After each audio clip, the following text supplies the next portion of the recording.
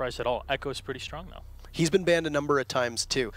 Speaking of bans, the maps that we won't be playing. First and foremost, bring it up here on the board. Of course, if you're new to the way that map ban works, we have 7 maps. 2 of them are permanently banned, or rotating banned rather, so there's always going to be a 5-map map pool. Yep. That's Oregon and Bank that have been taken out. Bank being played by Mockit, I don't know, had played Oregon. So they can't go to either of those maps. IDK like to pride themselves in the fact that they don't think they've ever lost a map ban phase. That's a pretty bold claim from Meepy. But he seems to insist. He seems to insist that they've never lost a map ban phase. We'll see what they ban out and where they go to first. Are we going to wind up with Border? No, we're going to wind up with no, Border's gone. How about Consulate maybe next? Villa is gone. That's not really much of a surprise. And we've got Coastline. Oh, one of my favorite maps. You love the Spanish. You love the Spanish influence, eh? Yeah. Of this game. Yeah, I love Mira. I actually really like playing Jackal as well. The C7E is a fantastic weapon to use. Don't try to pretend you like Jackal now. It's too late. You could have said it earlier. Actually, the surprising thing is that we have not seen Jackal at all. So we've seen next to no Jackal. Period. He has not really reared his head. So we're going to go to Coastline though. We're going to go to Coastline though, and that's a very good point. Also the maps too. Jackal is very map dependent. Typically see him run on very specific maps, especially the larger ones. Bank he usually comes out a lot, but even then we didn't really see him at all. Yeah, it's been very interesting. So we poll you though on what you think of this matchup, the French Mockit or the English IDK, and that is actually a pretty big surprise. Was this not posted on Reddit?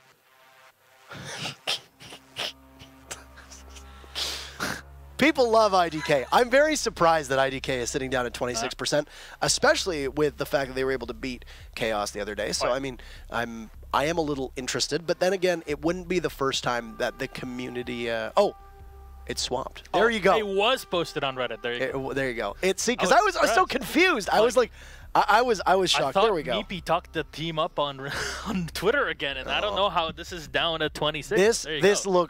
This looks about right. Unsurprising after Mockit's defeat yesterday, 6-1, they got handed a pretty swift defeat by Vitality. This is the odd thing with the French teams they were mentioning. How does this happen to get to Mockit playing absolutely terribly at Austin?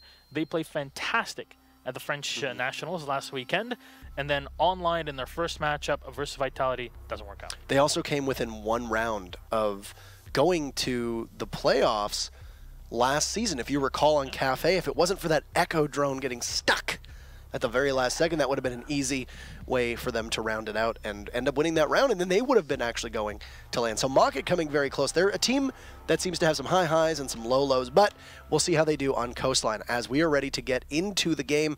And yes, we will travel to Spain, the beautiful island location of Coastline. It's nice to see Coastline see a rise in play. I really like it as a map. It has been referred to somewhat derisively by certain players as where the team where the good team, or the map where the good teams go to lose. Honestly, you say, well, those people say that. I want to attribute it to you, Parker. I don't believe that, actually. I don't believe that, yeah, me neither. Well, actually, the Ashe being banned out first, that's what we're talking about. There are certain players that are really, really strong in certain ops. One of them is Mockit's Alive, and he is scary on the Ashe. Not surprising at all, especially when it comes to Coastline, where you have a lot of space for the Ashe to maneuver early on in the round to get banned, then followed by the Glass. So really IDK afraid, well, Mockit actually afraid of the Glass being picked up. No blitz ban though, even though Leon is playing. Also very important that we are spared and given mercy over no Hibana being banned. Mira will go though, so Mockit will take care of Mira, which is pretty sensible. She's strong. She's a staple on most sites on this map as well, especially if you're going to be sitting up in Penthouse or downstairs in Kitchen. Jaeger gone is also interesting. There are a couple maps where Jaeger really, really shines. Cafe upstairs was a site where you almost always needed a Jaeger. Border, when you're looking at Armory, you almost always need a Jaeger. Same here on Penthouse. The amount of vertical play, the opportunity for a good buck or a good sledge, or even an IQ to toss a grenade through the big window inside a Penthouse, possibly inside of Kitchen, depending on where you're playing, especially into Sunrise and Blue Bar downstairs. There's a lot of opportunity for really great grenade play, and taking the Jaeger out will be a big blow. And you can already see, look at Mockit, they are running 4 frag grenades. Right off the hop, they got 2 operators that carry them right with them. Not surprised at all. Even though IDK were talking about it, I remember LM's last weekend was watching alongside many people the French nationals, and there was debate going on in chat, and LM's is saying, you know what, we're kind of surprised that Jaeger hasn't been banned here, because a lot of teams have been figuring out, you know, a lot of positions to lob those grenades. They've been very deadly. You know, it makes a lot of sense as well with Mockit having Panics, an extremely powerful grenade player. He knows exactly where to set him in. I compare him to BC. I'll call him the BC of Europe. So we'll see if the BC of Europe can work this effectively with his grenades. But IDK taking Jaeger out is, like I said, that is kind of interesting. Why would IDK take out the one operator that would potentially be a nerf to somebody like Panics? Maybe they have something in mind. They could possibly maybe playing a more free defense without having somebody hold up and then possibly getting naded in the common spots. But we've also seen good bucks from below cook that grenade so that the moment they toss it, it blows up right as it hits the roof. So interesting here. But start things off, Steezy in the foyer by pool entrance will toss a Valkyrie cam out and go for 2 actually. So they'll get 2 grenades right away. Revan will immediately get it though. That is unlucky. Already one of those Valkyrie cameras we will say goodbye to. I guess that's why he threw out the 2 of them. Just one as a sacrifice, I guess, since he's expecting players to be spawning by the pole side. But Panic's very standard checklist on the IQ, running around, taking out as many of the cameras as possible. Though what they might not be expecting is Leon upstairs with a dock. He mentioned yesterday employing some of his rank strats.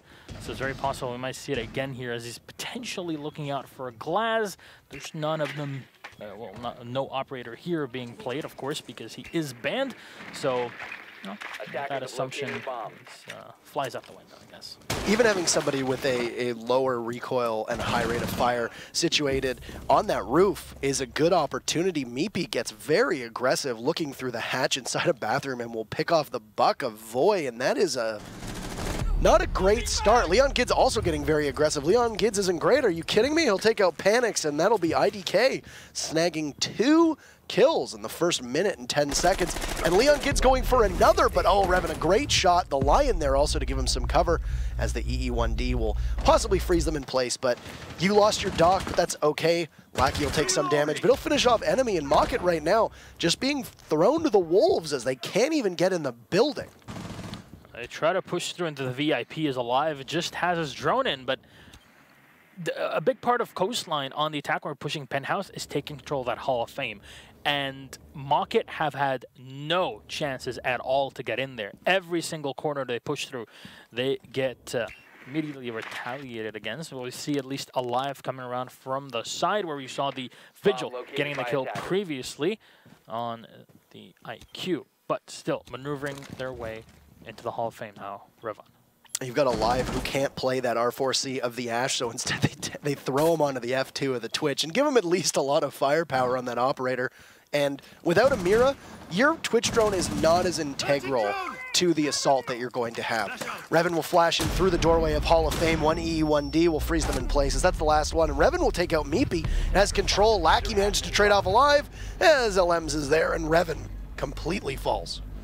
Yep, that was the Maestro ACOG played there at the end. You got a bit more line of sight. Spray in, high rate of fire, pretty good damage. And while the MLE cleans up the round, it's a pretty solid round for IDK. It seems like Mockit are completely flustered.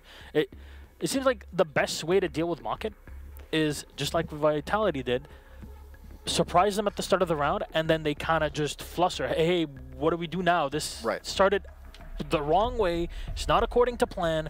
How do we bring this back? And that seems the one point they're unable to work on. I did very quickly get rid of the frog in my throat there, so thank you for taking over. No problem. You know, your Gryffindor or what? Where would you? What? Ravenclaw. Or Ravenclaw. I got sorted 3 times today. No, I'm not Hufflepuff. All right. Spent 25 minutes taking BuzzFeed quiz today. Come on. What is wrong? I had to do something while my food was getting ready. Anyway, IDK will now go to kitchen and service entrance. They'll bring a Frost with them as well as a Legion, so at least 2 of those trap operators. Leon Gids will be rocking the ACOG. You saw there was a flex onto the Valkyrie as well for IDK. But, I mean, some of these operators are going to have some pretty big diminishing returns if Mockit is always going to be running that IQ, because we've said this repeatedly, she always gets better the more the gadgetry that there is on the battlefield. Legion, of course, all of his goo mines will be detected by her gadget. Those 3 Valkyrie cameras will be detected. Now, mind you, unless Smoke has preset those toxic babes, he's going to be free and clear. The frost traps don't show up either, and then, of course, I mean, Doc has what? The stim pistols, and, of course, those don't show up too. So, Panix is going to be using that IQ primarily as an entry fragger. And look at that trap placement. That is...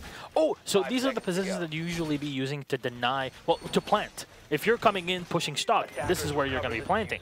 So it kind of makes sense. They're expecting Mockit to be very, very slow to go in for the plant. And by the time, the last 10 seconds, the very famous 10 seconds, they'll have to push in. Well, you have to deal with the frost trap. And even if you try to take it out, that's a lost second there before you are able to plant it. Makes things a bit easier for IDK to relocate and set up for a defense. It also gives away your position, too. Keep that in mind. That's similar to a lot of these traps will at least alert the opponents as to where you are. Capcan traps might not do the damage that you need them to do, but you'll at least know that somebody is there and is aware of that trap. Same with the goo mines. If they break or if they shoot them, you know that somebody's been there to take care of it. So anyway, we've seen Mockit be able to enter the building this time around, so that's a major plus for them, and they've done it within the first minute of play. Void priming a grenade to toss down to what could be potentially considered L, or often where we would see a Jaeger play in what is being referred to as Jaeger spot, but the grenade will find nobody, as I don't know was able to scamper off without losing a body. I'm surprised would be expecting, well, obviously not expecting a Jaeger there since he is out of play, but the Doc would be possible operator to play there with the ACOG. You've got long line of sight with the hallway, but well, that's the Legion here. Set in VIP, he'll try to use his goo mines to slow him down. And they will drone him out. It didn't look like they'd seen him the first time around. They were too focused and tunnel visioned on Lackey to notice that there was a second following there. It's going to be just a fight around the corner, but no, Steezy will get doubled up on both the Buck and the IQ there. Lackey gets 2 big kills though. Panix and Void completely gone, but under detection from the EE1D will get felled by Alive as Leon Gids offsite has taken Alive down too, leaving just Revan and Enemy left. The Ying will be upstairs and have to work away. Neither of them look like they have any ACOGs, so they will not have an advantage in terms of line of sight. In fact, it's going to be Leon Gids who's going to be looking far away, and our apologies. Revan actually does have an ACOG, so that's good. It looked like he had been running a holographic earlier on, so he can at least play that long angle, but that's exactly what Leon is going to do. Meepy will throw out a customary smoke. He'll get flashed, an enemy taking some damage as he charges in, but goes for the plant, doesn't even see the smoke right now. The smoke will come up, Alems takes out Revan, and it's a double for him as they both just unaware of the positions from IDK, especially Meepy, who was lying prone and in clear sight of the Ying as she pushed in. Maybe amidst the shroud of gas there, but I don't know. And that's, speaking of I don't know, an easy second round for them. That's what we're talking about. That's why the mindset behind the Frost, putting her her welcome mats in the positions that were stationed in the stockroom, it's because of that same exact scenario that we just had. It just ended up with Mockit trying to push the other way, which incidentally is a bit easier even to defend, especially when you have direct line of sight, and especially when the smoke itself is blocking you from seeing the smoke and the Valkyrie right in front of you. Once again, IDK will flex onto a Valkyrie. That's very intriguing that they've consistently waited to bring the Valkyrie out. Zofia will come out for Mockit, but still Panix just hugging onto that IQ. Echo Maestro smoke. I love this. Echo Maestro smoke with Valkyrie possibly there for some cams outside of the site. You've got the ability to see through the smoke. They also have a mute. The mute could be bringing as well a bulletproof camera if the Nitro Cell they don't think will go as far for them. So this is didn't use it in the previous round. So we'll see exactly what they do. Maybe Mute is running that bulletproof camera. If we could take for a second here, a look at Lackey's loadout. Maybe not. Here's the thing. Even though Mira's banned, remember on the previous round when it was defensed out in the kitchen, they had the reinforced wall and that camera in front of it, simulating the use of the Mira, because you're going to be looking down one angle anyways. So that's the mindset that IDK are bringing into this one, but as we just saw, the Mute is not bringing the camera this time around, so they're really going to use the Yokais and those Evil Eyes to their advantage. Obviously, there's already a ton of information with having 2 of each. You've got 2 Yokai drones, 2 Evil Eyes, and 3 Valkyrie cameras, in addition to the usual calls and then the default cameras too. That is an abundance of information here, as you said, but Mockit not really going to take advantage of that with the Dokkaebi, though. They will forego the Dokkaebi, and an operator who currently is the 2nd highest pick rate in EU is kind of fallen out of favor at the moment, at least being absent for 2 rounds thus far. I think we'll get to see more of that once Millennium and Orglis get to play. They're 2 teams that really do like running the Dokkaebi, but, well, it won't be the case for Mockit, even though, you know, we did see a decent chunk of play of the Dokkaebi by Mockit during the French Nationals. Well, we'll see if they change off of it here, because they've had a bit of problems with, you know, dealing with the roamers. Even when IDK are running mostly anchors, you still have to be afraid of just players peeking you or being in positions we're not really expecting, and that's where the Dokkaebi really shines. Right. Amongst the other things, right? Amongst her fragging potential, amongst her smokes, etc. And that smile. That smile. Oh my gosh. So, Mockit showing a bit more reservation on this round. The first round, they really didn't get too much. The second round, it was a better entry. They were able to use their numbers advantage, but really could not find the kill onto Lackey, which was, I think, where their push fell apart. Having to battle after successfully taking care of the Legion inside of... just a cheeky shot, but he did lose it in the process. So, I mean, was it worthwhile? But just to finish up very quickly, after they were able to take the Legion down, they couldn't capitalize on the Frost. That was a heartbreaker for them. Revan in a position now looking to try and find a kill. Leon Gids will get the first onto Panics, and Revan still trying to hunt down the one off-site member of Mockit. Right now, the one thing about Mockit, they're all spread out. They are all over. There is no coordination at the moment that is happening. They're all kind of doing their own movements in separate areas as the final EE1D will go. Oh, there we go. The trade between Revan and Meepy. And that's at least a 1-to-1 traded off. Mockit will lose enemies, so there's no more Zofia. Void throwing in his frag grenades as the Maestro is still in the back of the site. Lackey playing by the stairs.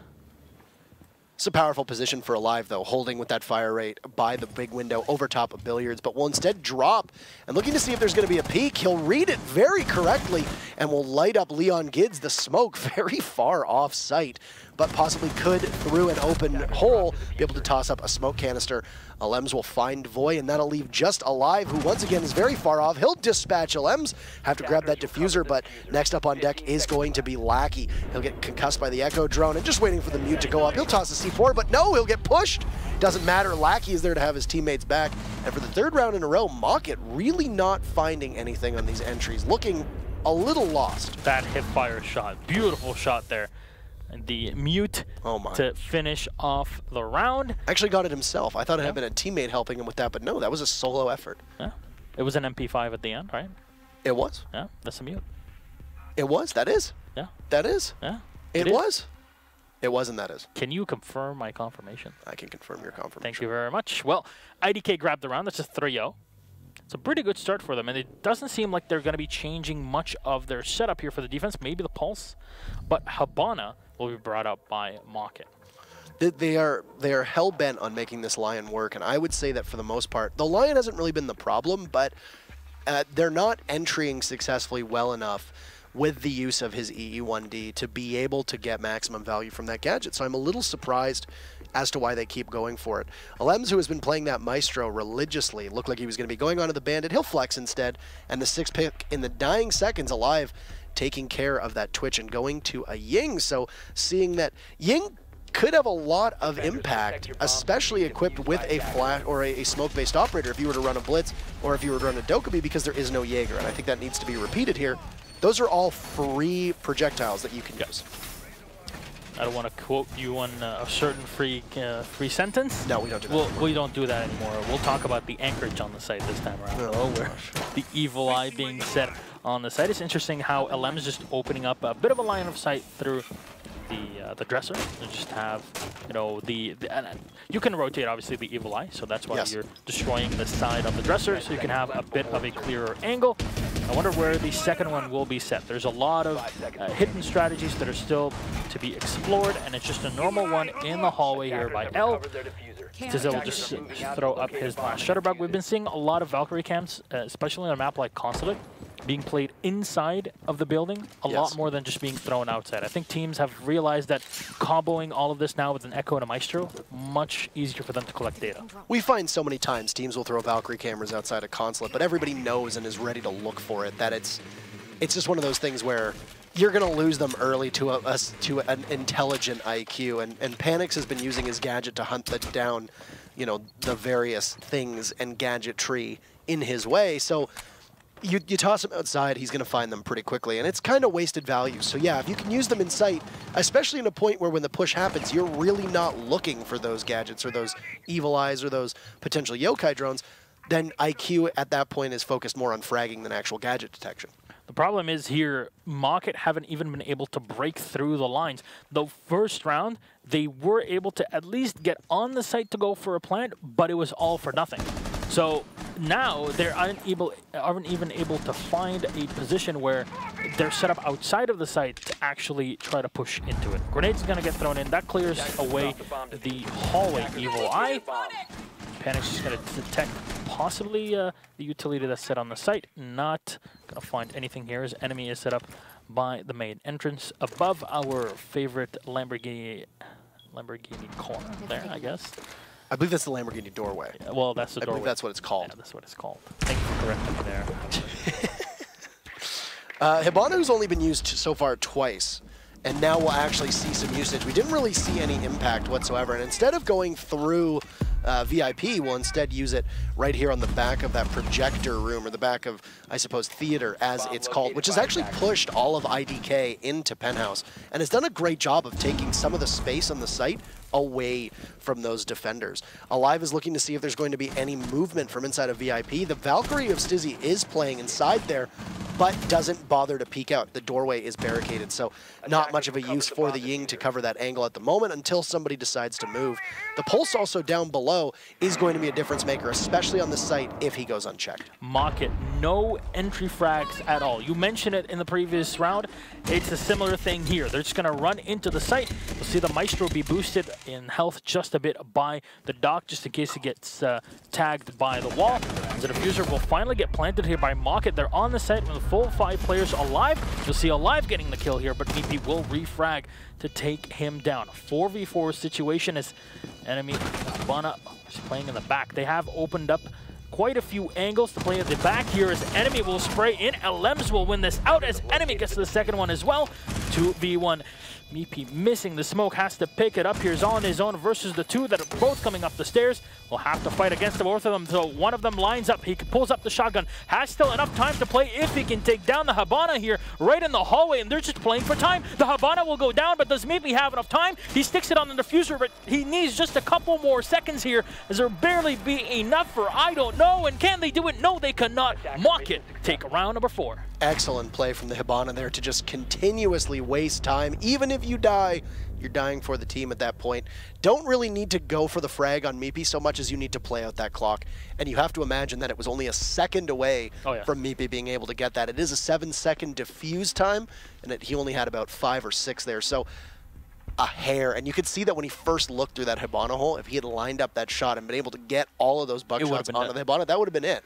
So yeah, you really have to credit the Hibana play there to single-handedly save that round post-plant, but also IDK, that was a 5v5. Every single person was alive, and they almost managed to get quite a masterful retake in the post-plant scenario. Yeah, they relied on the Maestro being able to contest. However, he didn't have a clear angle on the exit from the stairs into the hallway. Yes. That's where you really should be looking for the counter. You only had a small hole. Well, Panic's were already looking through there. You had the Hibana was there as well. You couldn't really do much against it. And once the reinforcements came in with the Lion, and you're left in a 2v1, you couldn't get the smoke off there at the end. Well, it kind of slows things down, and obviously you're in a tense situation. It's not really a fault of the situation itself, but we have the ability to slow things down in our mind after having seen it develop in front of us, and we can pick up these small blunders, small errors that really turn this round around. Happy little accidents. Happy little accidents. Everybody deserves a friend. Happy little accidents. So this will be IDK's final defense. They will go back down to the kitchen. They were successful here last time around. The only site they've lost was the site they also won, which was Penthouse. And I think that's because they didn't play quite as aggressive with Mockit. They let them come to them. And I actually think that was a pretty crucial mistake of IDK. I don't know why. I mean, that unbridled aggression isn't going to work all the time. Teams are now going to be prepared for it. They're going to be in a position where they're likely going to be doubled up. You're not going to be able to pick off one or the other, as we've seen from Mockit. That was actually the first round where Mockit has actually played together. The odd thing out is that there's the running joke between EU pros that, you know, Mockit is like, you know, mock it, bop it, peek it. That's their thing. Peek it. What? You know, why play defensive when you can mock it, peek it? So, unfortunately, the Habana didn't peek it, but that was fortunately enough for Mockit because it meant that the one time they don't live up to their pedigree, it kind of wins them the round, I guess. Sure, it's always a compliment when a team is referred to as a child's toy. So I mean, that is great pride for them in that comparison. They've once again, Mockit has done a good job of taking care of Sunrise Bar, but this has remained uncontested so far from IDK. They're not going to be bringing a Frost this time around. I think this element of surprise is worn off, though. They will have Alems running onto the Ella. So looking to take that close range engagement. They've also done Operation Board Up All the Doors right now as Mockit is having to go through every single doorway with those 3 melee hits to break down that wooden barricade.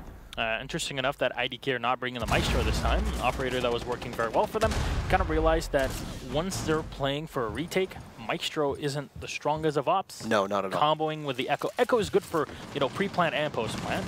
Maestro is kind of just your denial before you even, you know, allow your opponents on the site. Maestro does have enough of an opportunity where he can inhabit that information gatherer role where if the cameras are aligned in such a way, because I think it's also worth noting that when your Maestro dies, the Evil Eyes remain locked in that position for the rest of the round. So if they're not looking even anywhere close to where the entry to the site could be, they could be completely useless as potential cameras. Panix is using a great opportunity to catch Leon Gids. For those that aren't aware, when you are checking cameras, you are very, very much on the radar of IQ's weaponry, and Leon Gids is going to be kicking himself after that one. Yeah, I'm surprised that it was Leon on the camera. So I was thinking maybe the Legion or maybe the Smoke would be playing it more close towards the site to give him information, but I guess Panix will get the second kill here on Stizzy. The IQ just running around and getting frags whenever necessary. Oh, Alems, what a flick shot on enemy to take him down, but Mockit will try to go for the plant ASAP. There we go. Alive will stick it as these smokes will get thrown in. Claymore's been set as well as Lackey's been detected by the E1D. And you can see that the Ying setting down that Claymore is right now currently in a position very similar to where we saw it from Spark. And what a shot from Alems! Oh my goodness! Lackey takes out Alive, they get the Claymore down, and IDK looking a lot better on this retake. They have a numbers advantage of 1, but will have to confront the 2 members of Mockit who are both outside. Lackey will double up, Revan will even the odds, and Panix there as well to get 2 as they just jump right into his crosshairs. And that will be the first half. Being able to catch it up, that was... what a round. 4K from Panix. An excellent position from him, and he was able to just watch and get those kills. And to be fair, those last 2 were kind of easy. They were kind of easy for him to get. So after a tough start, Mockit has found their footing and gotten as close as you can get when somebody takes 3 of the 5 rounds. They'll head into attack, and we'll see how well they'll be able to do for IDK on attack. As for Mockit on defense, they were a little handicapped by losing the Ashe on attack. That's one of the things that the defenders have as a strength, is they get to take an operator away from their opponents for the first 5 rounds. We'll see how IDK is going to respond on attack. Well, Mockit bringing the Legion in the round here for Panix. We've seen him playing a very strong Ella, especially on a map like Bank. So in here, where you still have quite a few stairs, you know, cool vibe stairs, very, very important, especially if you're defending in Blue and Sunrise Bar. Surprised he's not going for that. Maybe it'll be his 6th pick. I would not be too surprised. No, he's going to stick the Legion. So no 6th pick here. We'll remind you, 6th pick is basically, hey, I just showed all of the cards that I have for this round. I'll pull them back into my hand, and I have the opportunity to exchange one of them for another without my opponents knowing who they are. Very similar to a mulligan for at least one of you, as you could say, if we're going to continue with the card language. I like the Dokkaebi pick, though, and I'm kind of surprised that we haven't seen a lot of her here. In fact, there's been very limited smoke play on attack through those 5 rounds, which is a bit confusing for a map, especially like Coastline, where you can see smoke play dominate the 2 bottom sites, especially on the top, but that's usually spearheaded by a Glass, who of course is banned, so it's not too strange to see that Penthouse and Theater isn't going to have smoke, because usually your power position is you drop a couple smokes and you have Glass possibly watch from inside of that Hall of Fame, the guitar hall, or maybe even inside a bathroom or through the big window, as you saw early in round number 1 where Leon Gids was looking. Can't do that if you don't have a Glass, and of course he's not available.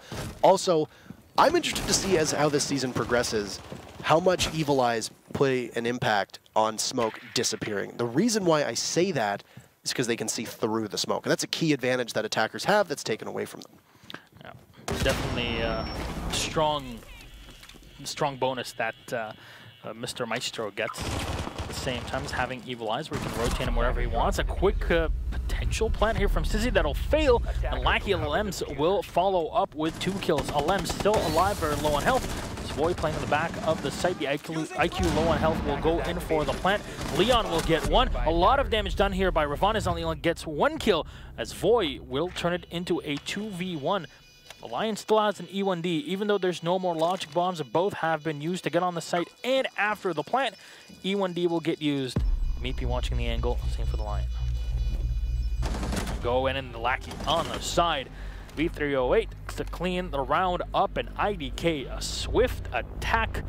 One might say even a blitz. That was a against the Mockit team. That was a breakneck pace, and because it was down on the double bars, that will mean that we've seen every single site that has been played here on Coastline. Usually, it's Hookah that sees the least amount of play in terms of Pro League, but no, so far, they and bars have only had 1H, and of course I say the double bars because it's both Blue and Sunrise. Also, for a second, Meepy running the C75, not usually the sidearm of choice for a Dokkaebi, and I think we'll probably get only what I'm sure is probably like the 2nd or 3rd C75 kill in all of Pro League, because you got to run the SMG-12 most of the time. I'm surprised why Meepy would do that. It has next to no recoil, to be fair, but the sights are pretty brutal on it. Yeah, especially comparing to, you know, just sticking a triangle dot on your SMG-12. I think the only other player that has actually run it, and I don't know if it's fair to call it Pro League, but Wilkie used to be the player that would run this with the CZ75, or mind you, 6 Invitational. Last time when they actually got to play at a big event. He was running CZ75 on the Dokkaebi, and ended up failing actually. That was a big highlight game playing against Pentasports. Yes, and that was a quick one too. They lost to Penta, and of course they were scrim partners at the time, so not too much of a surprise. And now ENCE is going to have to fight their way back into Pro League, as you know. We'll get to see him in DreamHack. You will. You will. Oh. I won't. You'll be here in my heart. Have fun in Spain.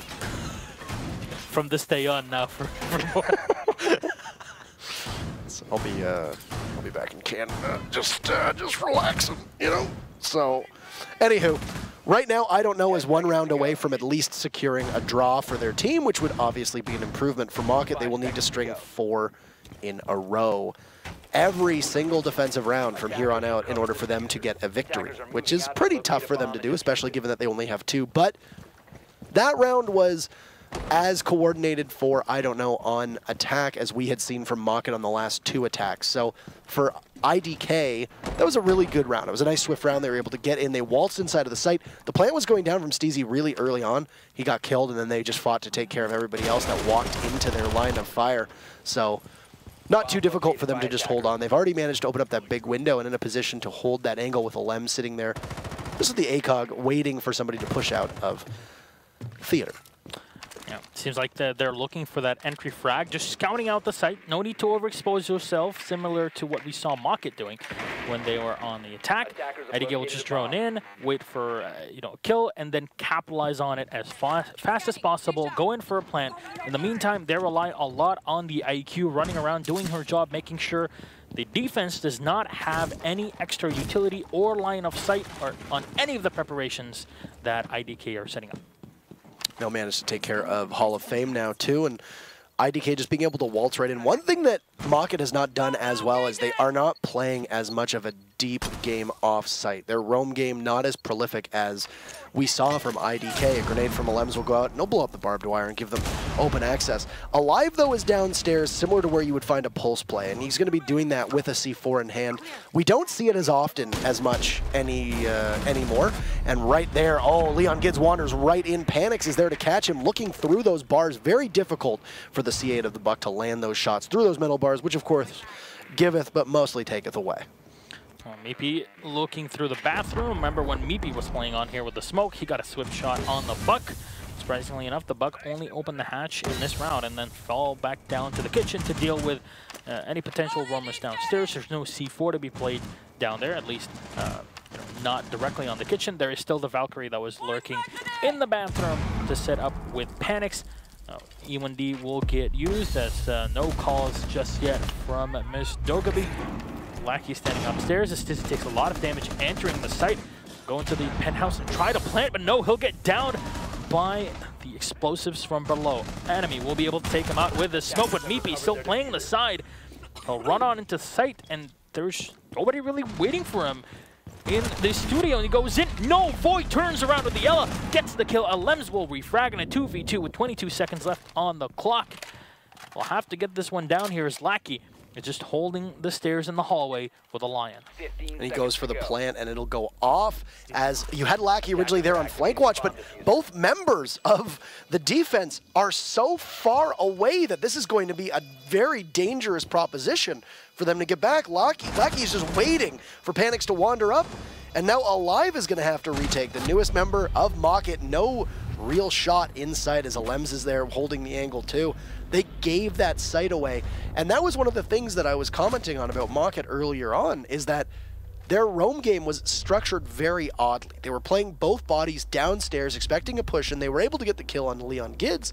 The Valkyrie did stop the plant, but IDK has been so good at countering the kills and being able to immediately trade them back that the moment that they did that to the bodies on site, Mockit had to take the hard road to stop the plant, and then in the post-plant situation, had to retake the site from the attackers, which is always such an unenviable task. So, with that said, I don't know, has at least guaranteed themselves a tie.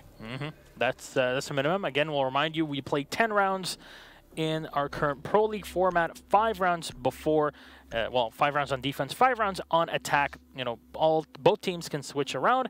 You saw the first 5 rounds that ended in a 3-2 for IDK, and it seems like Mockit for the past couple rounds have not had the best of luck. IQ will get picked up here as 6th pick. Just remember, 1 more round is all that IDK need to put a second set of 3 points to make it 6 on those standings boards. And we showed you guys at the start of the show. Best that Mockit can do, tie it up and get 1 point for everyone. So, it's going to be difficult for Mockit to be able to do that, as their only 2 victories so far came on defense or on attack. And it's such a shame because Mockit did look like they were finally putting it together when they needed to. Yeah, well, you gotta keep in mind that this is all about change. You need to be able to adapt to your opponents, and it seems like IDK can just play whatever they want and still outplay Mockit in it. Mockit haven't really had the cleanest of rounds in the 2 that they have won. So on the opposite side, IDK are just looking much more comfortable against their opponents. Seems like they've prepared very, very well. Knowing Mockit's playstyle as well, a lot of VODs that we got to see even in the past weekend. It's a lot of stuff to study if you're IDK. Yeah, and Mockit's been a very volatile team. We touched on this before the broadcast started. We don't really know which Mockit is going to show up. You know, the team that was able to basically clobber their way through the tournament last weekend and crush literally everything in their path, or the team that struggles at DreamHack, losing to a team that is currently situated in North American Challenger League and failed to make the top 8. Is it going to be the team that the core of which at the 6th Invitational was, you know, didn't fare so well in their group? It's always difficult to know which Mockit is going to show up. This is going to be a very fast entry. A lot of haste. Already the plant going down. There is no pressure in Sunrise Bar. It's completely empty. Steezy will get the plant off, and it only takes a minute for them to be able to do it. Lackey is there with Leon Gids to jump in. Steezy does fall, but he's got the plant down. His job is done. That C75 of Meepy is going to do some damage to the wall. Leon Gids taking some damage. Alems is there to go for 2. Can't land up his shots. Big round from Alems, and Lackey gets the last one. Mockit, what was going on there? That round was absolutely puzzling. Honestly, IDK came into the site. They're like, wait, so there's nobody actually on Sunrise Bar. It's free real estate. It literally is. It literally is free real estate. Come get your damn land. Yeah. It's free. What was...